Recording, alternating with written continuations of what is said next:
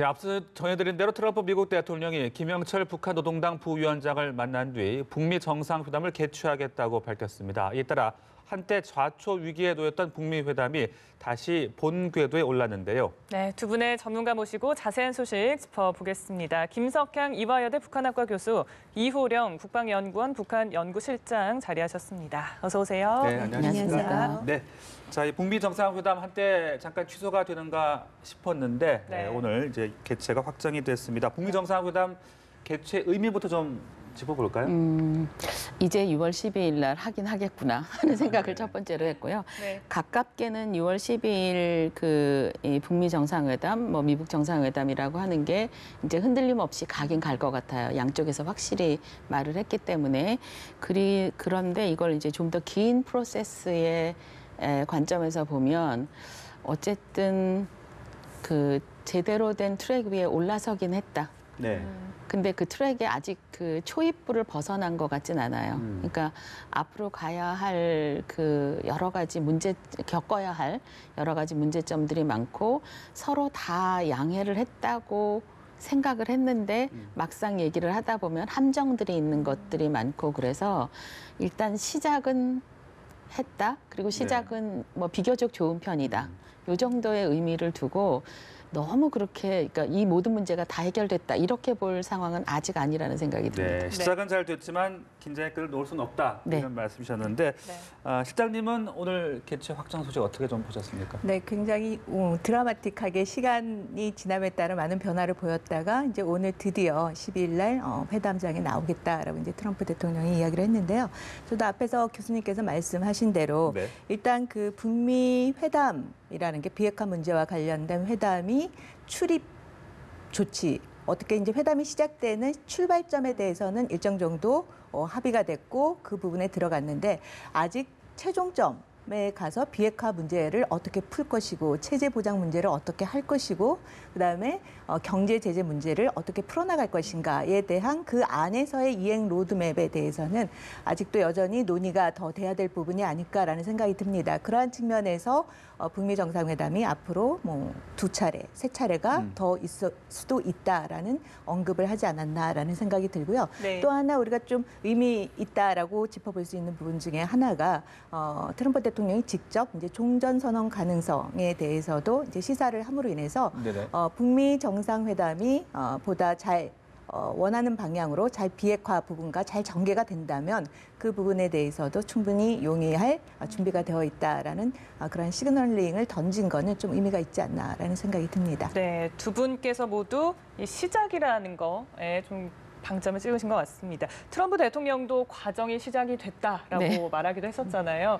그런데 김정은 위원장의 친서가 또 네. 결정적인 역할을 하기도 했던 것 같습니다. 친서에는 어떤 내용이 그러게요. 담겼을까요? 네. 저도 궁금합니다. 네. 왜냐하면 트럼프 대통령이 우리가 뭘 물어보기도 전에 늘 트위터로 날려주셨잖아요. 네. 이번에는 안 날리시더라고요. 그래서 저도 친서를 받았다는 소식이 나오고 난 다음에 또 이렇게 기자회견 같은 걸 기자회견이라고 하긴 그렇지만 아무튼 언론을 상대로 뭔가 말씀을 해주셔서 저기서 뭐라고 썼다 하는 얘기가 나올 줄 알았더니 그 얘기는 안 하시고 네.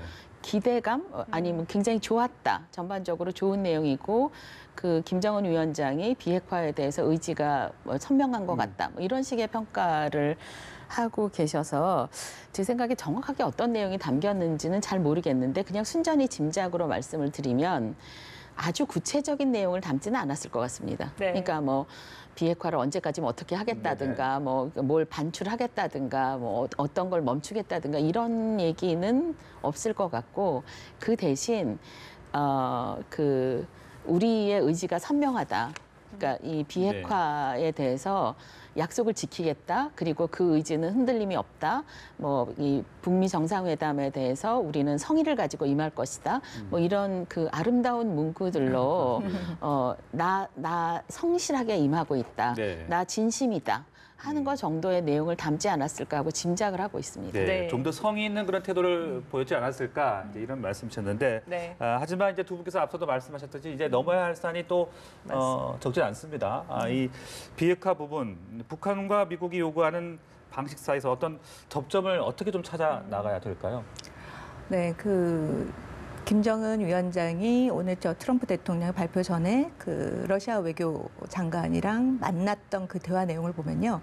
새로운 시대의 새로운 정세하에 새로운 방법으로 비핵화 문제를 풀어나가겠다라고 이야기를 하는데 역시 거기에서도 보면은 단계적인 방법을 언급을 했어요. 그러니까 어떻게 보면은 북한이 중국의 시진핑 주석을 만났을 때도 그렇고 이번에 러시아 외교부 장관을 만났을 때도 그렇고 북한이 그 비핵화에 대한 의지는 굉장히 확고하다라는 것을 전달을 하면서도 계속해서 단계적인 해법을 강조를 하고 있기 때문에 네. 이것이 어떻게 보면 그 트럼프 대통령의 말하는 이 통 큰 해법 안에서 어떻게 접점을 찾아갈 것인가에 대해서는 여전히 좀 간극이 있지 않을까라는 생각이 듭니다. 그러한 측면에서 초기적인 단계에서는 아무래도 좀 비핵화에 대한 의지가 강하다라는 점을 보여주기 위한 어떠한 조치들이 우리가 생각했던 것보다 조금 북한이 더 많이 내놓을 것 같고요. 그다음에 최종까지 비핵화가 완료되는 지점에 있어서는 아무래도 중간에 좀 단계적인 조치가 들어가지 않을까라는 생각을 해볼 수가 있을 것 같습니다. 그런데 앞서서 네, 아니, 저는 이게 굉장히 재밌었는데 그 네. 새로운 시대, 새로운 방식으로 문제를 풀겠다. 이게 생각해 보시면 그러니까 양쪽에 조명균 수석 대표와 리성권 수석 대표가 판문점에서 남북 입금 회담을 했거든요. 네. 그때 이 북쪽의 수석 대표인 이성권이 한 말입니다. 그러니까 기자들을 향해서 했죠. 새로운 시대에 맞게 질문도 좀 새롭게 해라. 뭐 이런 얘기를 한 걸 보면, 근데 그 질문의 내용이 그 엄중한 사태가 해결되지 않으면 우리 마주할 일 없다. 이렇게 얘기를 했었거든요. 북쪽에서. 그러니까 이 풀 기자로 가신 분이 엄중한 상태가 그럼 해결이 돼서 나온 거냐. 그랬더니 약간 짜증을 섞어서 질문도 좀 새롭게 해라. 그러면 기자 선생은 그 잘 해결되기를 원하지 않는 거냐? 뭐 이렇게 이제 반응을 보였단 말이죠. 그러니까 그런 면에서 보면 북한 쪽에서도 지금 현실 파악을 하는데 굉장히 치열하게 그 머리 싸움을 하고 있다는 생각이 듭니다. 어디까지 밀어붙여 볼 것인가, 이 카드를 이번에 쓸 것인가 말 것인가, 뭐 이런 면에서 네. 북한 쪽에서 봐도 이게 쉽지 않은 그 회담을 이어가고 있다는 생각이 듭니다. 네, 그러니까 말씀처럼 북한도 여러 가지 그런 상황들을 놓고 수싸움을 하고 있는 네. 듯한 그런 모습인데 그래서 이제 트럼프 대통령이 계속해서 김정은 위원장의 결단을 강조하지 않았습니까? 그리고 앞서서 비핵화 협상의 핵폐기와 더불어서 미사일 문제도 포함된다고 언급을 네. 했잖아요. 결국에는 김정은 위원장이 또 결단이 필요해 보입니다. 어떤 점에서는 그 미사일, 네. 특히 그 인터컨티넨탈 미사일, 그러니까 ICBM이라고 네. 하는 그게 미국 쪽에서 보면 더 큰 관심사가 아닌가 싶습니다. 이게 북한 쪽에서 마음먹고 만약에 공격을 하려고 하면 한국을 공격하려고 할 때 그 ICBM까지는 필요 없거든요. 그런데 이 ICBM이 의미가 있는 거는 우리 미국 본토를 타격할 수 있다, 괌도 쏠 수 있다, 하와이 쏠 수 있다, 본토를 쏠 수 있다. 뭐 이럴 때 이게 의미가 있는 거거든요. 그러니까 이 미국 쪽에서 보면 그 문제를 포기하기 쉽지 않을 겁니다. 그러니까 어떤 면에서 미국 쪽에서 보면 핵탄도 물론 중요한데 핵탄도와 아울러 그거를 실어 나를 수 있는 운반기구인 ICBM 문제를 해결하지 않으면 미국 쪽에서 보면 이 회담 왜 하는 거야 하는 얘기가 나올 것 같거든요. 네. 그러니까 이게 굉장히 쉽지 않은 문제를 지금 안고 있는 거죠. 근데 북한 쪽에서 보면 그거를 또 덥석 받기도 쉽지 않습니다. 왜냐하면 이 핵탄두가 가진 위력을 이걸 비싼 값에 팔려고 할 텐데 이 값을 제대로 받으려면 운반 도구가 없는 상태에서 핵탄두만 가지고 비싸게 받겠다? 그럼 누가 그걸 비싸게 살 건가요? 그러니까 이 문제를 지금 놓고 양쪽이 지금 한 발씩 서로 한 번 이 카드를 내봤다가 네. 너무 상대방이 못 받을 것 같으면 살짝 한번 물러나보고 다시 한번 꺼내보고 이거를 지금 계속하고 있는 상황이라는 생각이 듭니다. 네. 그다음 이제 반대로 미국의 입장인데 오늘 트럼프 대통령이 이제 대화 중에는 추가 대북 제재 없다 이런 발언도 하기도 했습니다. 북한이 비핵화에 어떤 좀 더 성의를 보인다면 미국이 해줄 수 있는 보상 어떤 카드를 꺼내겠습니까? 앞에서 이제 말씀하신 것처럼 이제 추가적인 대북 제재가 없다라는 네. 것도 확실히 어떻게 보면 체제 보장과 그 부분을 해준 거라고 볼 수가 있고요. 그다음에 미국 입장에서 해줄 수 있는 건 이제 크게 두 가지 분야를 볼 수가 있는데 사실상 체제 보장이라는 것은요. 아무리 많이 해준다고 해도 상대방이 느낄 때 충분히 위협이 없다라고 느껴야 되는 거죠. 굉장히 상대적인 개념이 많이 들어가 있는 거라고 볼 수가 있습니다. 그래서 사실상 체제 보장이라는 것은 협약을 통해서 미국으로부터 뭔가 안전 보장을 행정부에 대한 조치든 아니면 의회를 통한 어떤 비준을 통한 그러한 보장이든 그거 플러스 어떻게 보면 북한이 거기에 대한 미국으로부터 정말 내가 완전히 위협으로부터 벗어나 있구나라는 거는 사실상 충분한 미북 간의 신뢰가 형성이 될 때 가능하지 않는가라는 생각이 들고요. 그래서 이거보단 전 체제 보장의 개념보다 네. 실질적인 개념으로는 대북 제재 해제 부분이 보다 북한에게 큰 메리트가 줄 수가 있는데 그렇다면 제재 보장이라 경제 제재 해제라는 거는 뭐냐? 그럼 민간인 투자, 국제사회로부터 민간 투자가 들어갈 수 있는 환경을 북한에게 만들어주는 것이 결국에는 북한이 지금 언론을 통해서도 이야기하는 것이 우리가 언제 투자 많이 해달라 그랬냐? 우리 자력갱생으로 잘 할 수 있다. 이거는 결국에는 그 지원보다는 여러 개 사회를 통해서 국제사회를 통해서 들어오는 어떤 국제사회와의 어떤 협력이라든지 이런 걸 통해서 북한이 스스로 자기네들이 잘 살 수 있는 그런 모습을 보여주는 형태로서의 정상 국가로서의 나가겠다라는 그런 것을 보여주고자 하는 측면이 크다라고 볼 수가 있겠죠. 그래서 결국에는 제재 해제를 통해서 북한이 스스로 자립할 수 있는 그런 환경을 만들어갈 수 있는 토대를 만들어달라라는 부분이 될 수 있지 않을까라는 생각이 듭니다. 네. 네, 그런데 그와 더불어서 어느 정도 선에서는 대북 원조가 이루어져야 할 텐데. 그렇겠죠? 네, 그런데 트럼프 대통령이 이런 발언을 했습니다. 그 부담과 관련해서는 한중일의 몫이다라고 얘기를 했잖아요. 그래서 이 네. 부분을 두고 역시나 트럼프다운 발언이다라는 그런 평가도 기대하시지 나왔는데. 않았을까요? 여러분들이? 그러니까 네. 이 트럼프 대통령이 저런 생각을 하고 있을 거다. 지금 그거를 입 밖으로 꺼내서 말한 시점이 지금일 뿐이지 저분이 처음부터 우리가 다 돈 대서 뭐 북한을 지원해 줄게 이렇게 할 네. 거라고 아무도 생각을 안 했을 것이고 그 속마음이 지금 나온 것이라고 생각을 하시면 됩니다. 근데 이제 그런 상황에서 우리가 어떻게 할까가 중요한 건데 트럼프 대통령이 저렇게 말을 했으니 안 하려고 했다가도 다 해야지 이럴 필요는 없지만 우리는 기본적으로 우리 땅이 남북한이 이렇게 딱 잘라져 있지 않고 이어져 있습니다. 그러니까 이게 무슨 얘기냐 하면 그러니까 경계선이라고 할 수 있는 그 DMZ 근처에 있는 군부대에 군인들이 말라리아 굉장히 많이 알아요. 그리고 뭐 예를 들어서 홍역이라던가 그러니까 우리한테는 없어진 질병들이 다시 되살아나는 경우들이 있거든요. 이거는 땅이 이어져 있기 때문에 그렇습니다. 물도 이어져서 흐르고 그러니까 이 산에 그러니까 나무가 있는 것들이 이쪽 저쪽으로 영향을 미치고 미세먼지 우리만 걱정하는 게 아니라 저쪽도 걱정을 하고 이게 땅이 이어져 있기 때문에 그렇거든요. 네. 그러니까 그런 거는 딱히 대북 제재와 상관없이 우리의 삶을 위해서 해결해야 될 일들입니다. 예를 들어서 그런 전염병이 퍼지지 않게 어떤 조치를 취한다거나 그러니까 북쪽 산에 나무를 어떻게 울창하게 만들어서 이 홍수가 나지 않게 한다거나 하는 걸 우리가 해야 돼요. 어차피 해야 될 일입니다.